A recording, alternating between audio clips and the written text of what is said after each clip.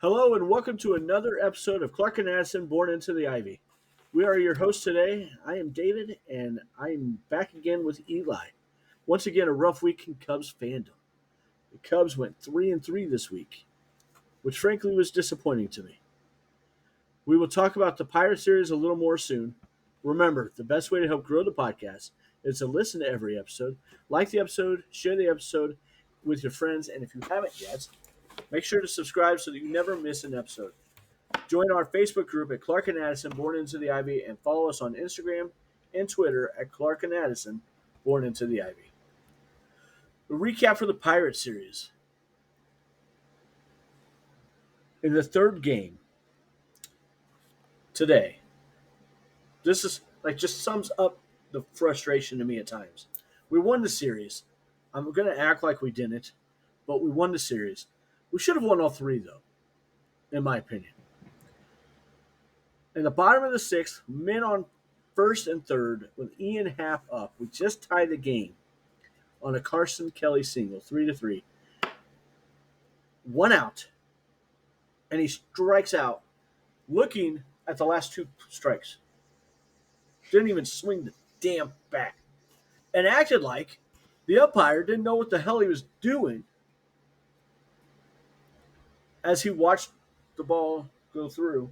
And they were clearly higher strikes within the strike zone. The second one specifically was something he could have done some damage with. I think that's really weird because I feel like Ian Happ honestly likes the higher strikes than he does the lower strikes. I agree. I think he's got a little say in him though.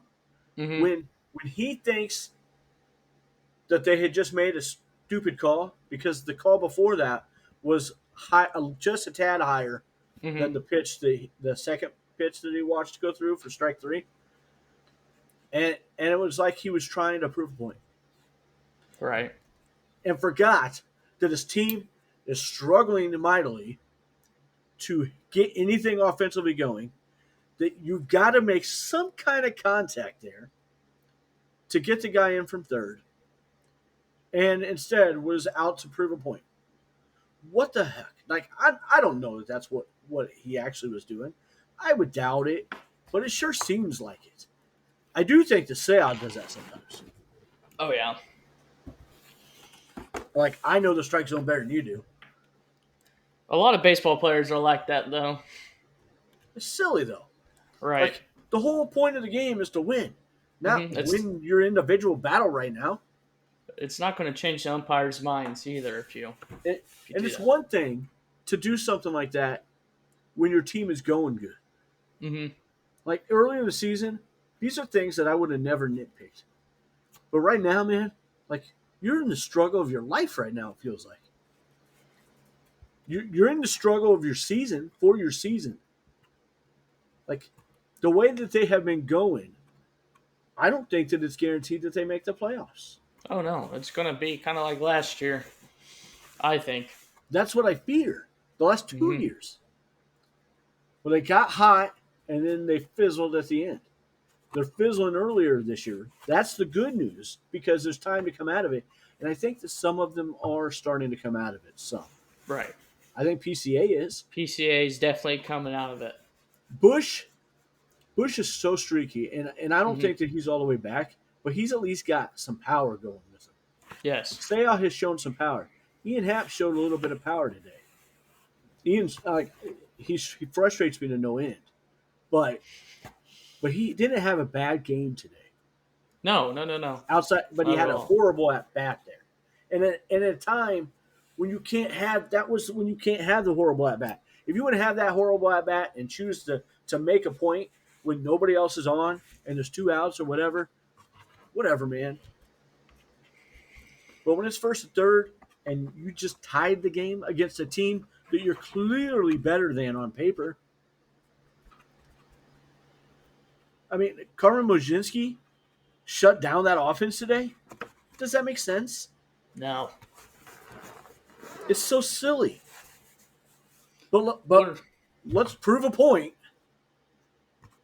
Let's let the umpire know that I think that you don't know what you're doing. Gotta love the Ian Happ drama. It's just silly to me. Let's recap the rest of the Pirates series. What was encouraging to you in this series? Oh, just how you know that some of the Cubbies are finally hitting the ball again, and I mean it brings back the hope, of course, that Yeah, we'll start winning games. But you never, it's also the Pirates. I mean, Paul Skeens wasn't pitching. I mean, we didn't really have those high level pitchers, but it was still good to see PCA um, come back and start hitting the ball again for sure. hitting the ball wise, like he had a really good series Oh yes, in the batter's box. Not such a great series with in Toronto or well, yeah, before that, that he too, didn't but really play also in Toronto. like his base running has gotten really sloppy lately. Mm-hmm. Like overall, um, and the I don't know how much of the game you saw today, but he was on first, and Carson Kelly had hit a pop up that went just outside of the infield. I I think you could argue that infield flyer should have been called, but it wasn't. And Nick Gonzalez, the second baseman, let the ball drop so they could then throw PCA out at second. It was genius, like a very intelligent play. We saw Nico Horner do something similar a couple weeks ago. A very good baseball play. Oh yeah, If the umpire's not going to call the infield fly, man, let that drop. Yep, it made sense to get the lead um, runner out, especially the fast one. yeah. But I still I would remember have vivid. Go ahead. I would have expected PCA to have stolen by then, though, too, Oh to yeah, try and steal second base. mm-hmm. Maybe he's a little gun shy after what happened on Friday Right. when he slid over the base. But he's so fast. I'm sure it's really So hard to stop fast. him. Yes. And especially when you can't hook onto the base with your hand. Like, Mm-hmm. With those mitts. I hate those mitts. I know I texted you that. You did I right when hate it those happened. mitts. I hate them. Mm-hmm. And I get that you're trying to keep him safe. And I actually talked to your dad. Your dad thinks that there were more injuries than what I remember with that of jamming fingers and this and that and stuff. So maybe I mean I get the trying to protect yourself, but you got to find some kind of balance. Like maybe there's some I don't know. They got to be able to hook onto that and not with their foot because it's so hard to do with your foot, Mm-hmm. especially when you're going as fast as that guy is. And he's light too, so he'll just glide right Yeah. over it. There's Mm-hmm. no heftiness. I'd like to stick on it. I'm a lot bigger than that guy though. I'd probably just like fall down and not make it to the base because I would just. Oh man. So, was there anybody else that you found encouraging? I think Bush is hitting the ball hard. He's just not finding the holes. Like there was like 4 or 5 hits today when the wind was blowing in so hard that would have been hits or home runs or whatever. And I don't remember seeing a lot of that from Pittsburgh today. Right. I mean, Dansby Swanson today, he wasn't too bad either. What did he have? 2 RBIs today? Yeah, and he had that double. Mm-hmm. Yeah. Seiya didn't play too bad this series either. But Agree. not really anybody else sticks out. I mean, Nico, of course, drawing walks and stuff, but What was most discouraging? oh, I mean, probably still. I mean, Kyle Tucker's slump. Did you see the fans booed him? No, I did not. He grounded out to first and didn't run. Oh, yeah. Which is understandable. I heard the booing, and as I was watching the game, but they didn't show that he didn't run on the live feed, and so I'm like, why? I mean, yeah, I get it. It's frustrating, but we want this guy to come back. Trust me. I get that it's not good right now, but this is not normal for him. He's never had a streak ever like this that I know of. Relax, he's everybody. Going to bounce back. We want him to come back, people. But then when I saw that he didn't run, I got it. I understood. He's going to go When back to when you got a guy Houston. who's struggling this much, and then he does a run. I mean, but I think everybody's got to understand nobody's more frustrated than he is. I'm sure. Right. I am positive that nobody's more frustrated than he is. I'm positive that nobody's more frustrated than Ian Happ. I know I love the dog on Ian Happ. I get that. But this is a guy like I know Ian is a good ball player, but I don't think that he's what a lot of people try and make him be. No, not at all. And that's why I dog on him so much. Especially Sorry, against Ian. left-handed If pitchers. Ian Happ ever sees this, he's not going to. But if he ever does, I'm sorry, man. Like I get that you're a good solid ball player. No. But I think that you can be That better. guy. I was in the left field bleachers. I was yelling for Ian. I was waving at him. He did not wave back. He looked at me like I was a weirdo. He was just kicking grass. And he just doesn't look at me or what. I mean, he looks at me, but he doesn't wave. He's a jerk. Oh, Not shoot. a Eugene Happ fan. Not a Eugene Happ fan. Put Willie Castro out there. Willie Castro will wave to me. Screw that. So you know what was most discouraging to me this What? weekend? The Owen Casey only got one at bat. He didn't get a single start. Yeah, there's no point of calling him up if he's not going to play. Yeah, and we'll touch more.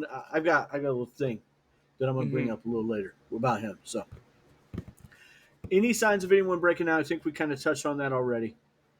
The preview for this next week. We got a 5-game set coming starting tomorrow. Against the Doubleheader tomorrow. Brewers.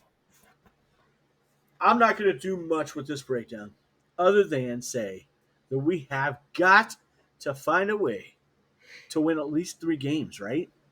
Right. And I'm not talking about to try and get back into this division. That's done, man. I mean, it would be absolutely shocking to have that happen. You never know. It's baseball. I mean, just to stay, I get that. Yeah. But that's the last thing we need to focus on right now. Right. That our favorite baseball team needs to focus on. They just need to focus on keeping the top wild card spot. Again, over the Padres or the Dodgers, I don't care which one it is. Both of those teams are going to beat us if we don't get to stay at home for that first series. Right. That's what I fear. I fear that it's San Diego's pitching, our park, I think is pretty favorable to pitchers. Dodger Stadium can be, but their batters are used to hitting there. They ain't used to coming to Wrigley when the wind's blowing in. No. But the Cubbies really do play offense. pretty well against. The Cubbies really do play good against the Dodgers, though. I feel like, who knows? Yes. It's not the same team now. They're not the same team now. Agreed. But neither also, are they, I don't think. Yeah, neither are the Dodgers. Agreed. So, I think for the wild card, we need to win 3 out of 2. So, last I looked, starters hadn't been announced. So, let me look again. Okay, now, tomorrow, first game. Did you know Freddie Peralta was supposed to pitch against Cincinnati today? No. And the Dodgers, or the Brewers, they're not happy with a 14-game winning streak. They decided to push him back and punish the Cubs. So, you think there's not hatred coming to the Cubs from them? You know there is, sure man. A bunch. Freddie Peralta against Cade Horton tomorrow. That'll honestly be a pretty good matchup. Yes, pretty good matchup. I like the matchup. We got to Freddie last time, so I don't have a ton of hope that we're going to get to him this time because we don't do that often. But it being at Wrigley with the wind blowing in, hopefully. The Cubs know how to play at Wrigley. Tomorrow night's game does not have any pitching matchups announced. Really? I kind of wondered if Ben Brown might get a start, the start, and he may and go like 2 or 3 innings after pitching today. I listen, know. I know you just made that face. Ben, did you see all the hate that Ben got after giving up the 2 runs today? No, I didn't. And that put them down 3-2. Why is so much hate going to a pitcher who can't be perfect? None of the pitchers are perfect, man. Right. Like, that's just silly. Why not hate that we only scored 2 runs at that point I agree with against that full. against nobody good or special, and no disrespect to their pitchers, but no, the stuff that Mozitsky had today wasn't special. Mm-mm. But Ben Brown against the starting against. I mean, in the bullpen, I'd be just fine with him. Yeah, But I think Ben it would be Brown more of a going against bullpen the day hottest team special. in baseball, though. I get it. Yeah, I'm not yeah. saying he should go more than 3 innings. I just think that he should go 3 innings, and hopefully we bring up somebody who can go 3 more. I don't care if it's Kenta Maeda from Iowa.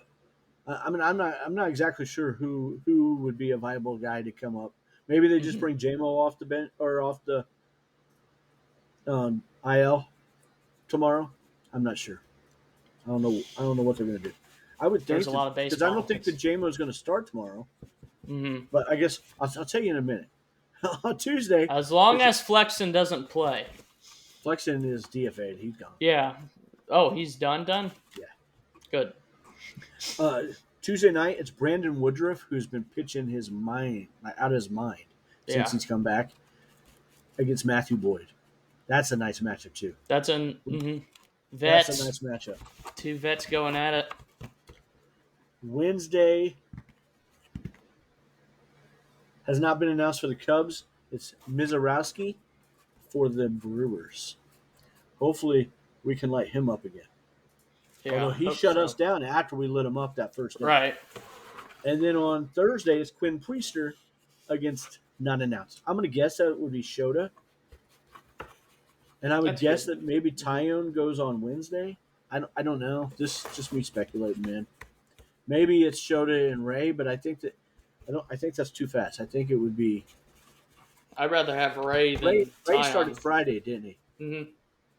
Yeah. Ray actually did a pretty good job, honestly. Colin will do good again, I think, if Mm-hmm. the wind's blowing in. Yeah. As long as the as wind's long. not blowing out, I like Colin Ray. Mhm. I just think that we're a better team if Colin Ray is our long reliever, Right. because that means we have more competent starters. Like I think Colin Ray has been brilliant for what the expectations were. Right. I can be hard on him too, but I give credit where credit's due. The expectations that were there for Colin Ray, the dude's been absolutely brilliant. Yeah. I mean, Friday he only allowed 3 hits and Yeah, 1 earned run. That's a good game. agree. He doesn't miss a ton of bats, but there's not a ton of pitchers that do for us. Matthew Boyd does sometimes. Shota does sometimes. Ben Brown, that's one thing he does do well with. But then he lays one right in the freaking Uh, alley where they can just slam it. But Kate, that's what I'm excited because Kate Horton's got the stuff to miss bats more. But I think that he's not used to having hitters who can catch up to some of that speed. right. Where he didn't, like, he was able to get away with a little more before. But it's moving just enough that they're not making hard contact on him anymore either. Kate is, man, I can get excited talking about Kate for a while. That was definitely a great call up. I was excited when he got called up the day of Yeah. the pitch. I was pumped. I was ready. Yes. You texted me right Mm-hmm. away about it. Yeah. Me and your dad and brother, I think it was. Mm-hmm. Cade Horton, he's fun. He's fun. He's special. Beautiful changeup. What was the point in bringing up Owen Casey if he isn't going to play? Right. I know you saw this, but did you see Jesse Rogers, who's a Cubs beat writer for ESPN, reported that when Craig Counsell was asked about Casey not playing all weekend today, on Sunday, against the Pirates, he responded with, and I quote, "We have a pretty good group of outfielders here. Owen has to cross that bar. We're going to play the best guys every day. This is why we wrestled with calling him up, because of the group of outfielders we already have."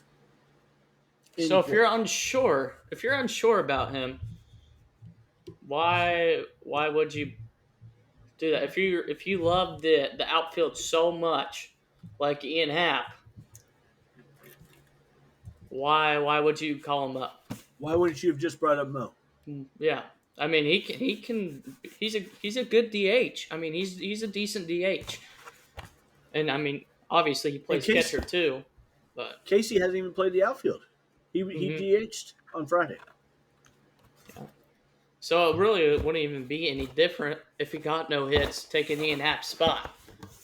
Besides Agreed. today, of course, but So he likes them so much, but since July 1st, and I get that these are AAA stats, but he can only play against what he's played against. Owen Casey had a 333 batting average, 408 on base percentage, 676 slugging percentage, and an OPS of 1,084. Pretty good numbers. those are really good numbers. Those are all right. They're all right. They're amazing numbers, right? Yep, not good enough to start. He, PCA has the best numbers of our four outfielders slash DH at a 250 average, 299 on base percentage. That's the only category that he does not lead the rest of them. A 485 slugging that he is far and away above the other three, Mm-hmm. and a 785 OPS. It's pretty good above. It's 38 points above Seiya, and it's way above the other two. Well over 100 points above the other two. Ian Happ has a 187 batting average since July 1st. 308 on base percentage. 333 slugging. That's his slugging. 333. That's Same thing as Owen Casey's batting average, by the way. And a 642 OPS. Owen Casey's slugging is higher than that. mm-hmm. Kyle Tucker's 200 batting average, 336 on base percentage, and a 248 slugging percentage. He has 4 extra base hits since July 1st, 3 doubles and 1 home run. He is not lifting the ball and he's not slugging. And Seiya Suzuki has a 235 batting average, 338 on base percentage, 409 slugging, and a 747 OPS. But I feel like PCA is the one catching more heat than any of them. Oh yeah, for sure. I hear it from PCA my buddies. PCA is the one who's getting pinch hit for Mm-hmm. of those 4. PCA is the one who's more aggressive probably, but I think we need that. I get why non-Cub fans want to hate on PCA. PCA is the kind of guy that you don't want to like if he's not on your team. Mm-hmm. Kind of like Javi Baez. Javi was that way. Yeah. You know what I mean? Like the just pests. That's how I feel about Shohei Ohtani. Yeah, he's not really a pest though, but yeah, I get you. Mm-hmm. I get you. And so, why wouldn't you do some kind of not platooning, but rotation with these guys? Seiya can play center. Tucker can play center if you want to include PCA and all that. Mm-hmm. I don't think Casey can, but Willie can. I don't want Willie playing against right-handers though. Like I like Willie Castro. I was a huge proponent of trading for him, but he only had a 222 average like when they traded for him against right-handers. Why is he playing against right-handers so much? And why? Well, not since we're on not understanding why we're playing certain players and not whatnot, do we keep pinch hitting for Matt Shaw? Who's the hottest hitter since the All-Star break? I saw that today. It doesn't make sense. Yep. Why would we keep doing that? It's like Craig Counsell is a good manager. I'm going to preface everything with this. He's a very good manager. I get that. But he's being paid $6 million a year to understand that it's not only about season long numbers. And I feel like that's how he's managing all the time right now. Season long numbers. Ian Happ sucks right now. Had a good game today. Great. Mm-hmm. Kyle Tucker, man, that he's almost unplayable right now, man. And you hate to say that about a superstar, Right. but something isn't right. Whether it's mental or physical, I don't know. Maybe it's a little of both. Something's not right. He just put him on the IL for 10 days. And put Willie in right field or Owen. Like, put Owen out there. Mm-hmm. Give him the reins for 10 days. See what happens. Or just have him DH. Just let the kid hit. Yeah. I'm not saying he should play every day, but he should be Right. playing. He Right. should have played at least one game this weekend. At least. And he should play in at least one or two games in this next series. And if he's not going to, send him back to AAA and bring up somebody who has some experience and can understand what the bench rule needs to be. Moist. Because it's unfair to expect him to understand that right now. Right. And or to be okay with that. And Matt Shaw was pissed today that he got pulled. And he should have been. Yeah. It was sure. absolutely. I talked about Carter Hawkins being tone deaf last week. Uh-huh. I feel like Craig is being tone deaf right now too. Oh, Hey, yeah, Matt. for sure. Matt, you've made some hell of adjustments. You worked your butt off. You've done a great job. But I'm still holding everything before this against you. Even though you've got the results now, I'm still going to hold before the All-Star break against you.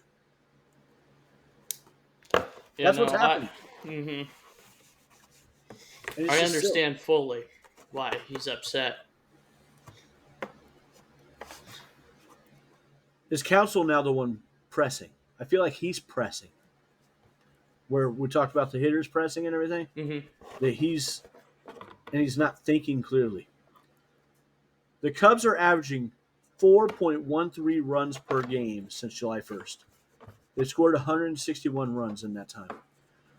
The pitching staff, who everybody wants to complain about, myself included at times, is giving up 3.79 runs per game. That's not ERA. That's actual runs per game. 148. And we have a losing record since the All-Star break.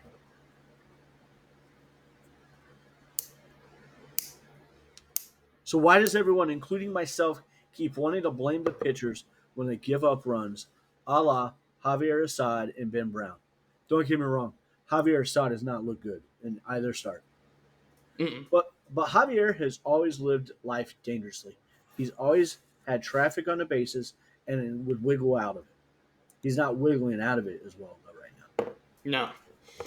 But, again, like we said last week, I mean, you can't expect too much from him right away. I agree.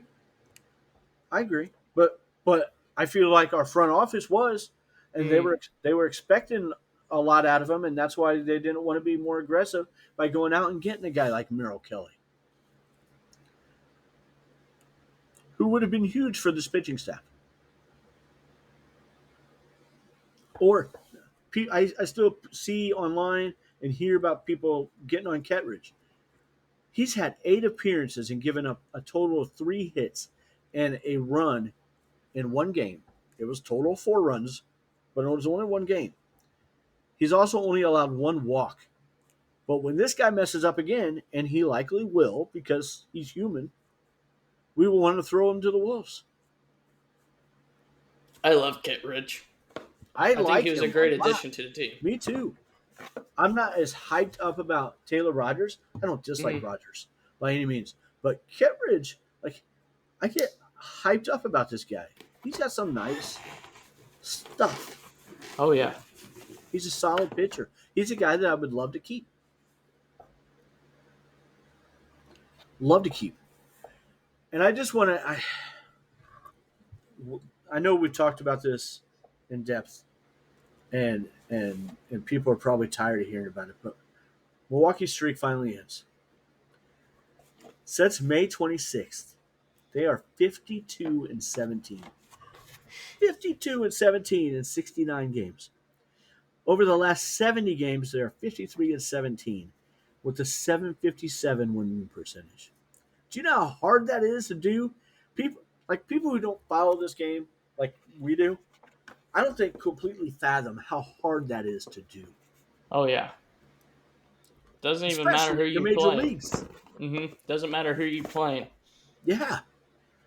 And they're 44 and 16 still in their last 60 games.